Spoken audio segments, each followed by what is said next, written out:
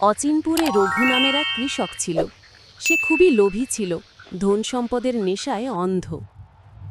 একদিন মাঠে কাজ করতে গিয়ে হঠাৎ সে মাটির নিচে পেল সোনায় ভরা এক হাঁড়ি। তার চোখ চকচক করে উঠল লোভে।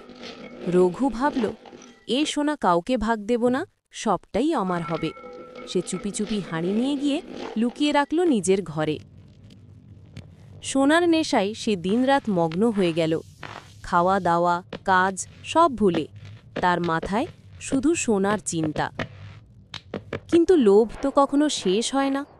এক রাতে সে বের হল পুরনো ভাওয়া মন্দিরে গুপ্তধনের খোঁজে। মন্দিরের ভেতরে সোনার পাহারা দিচ্ছিল এক বিশাল কালো সাপ। তবুও রঘু লোভে অন্ধ হয়ে এগিয়ে গেল।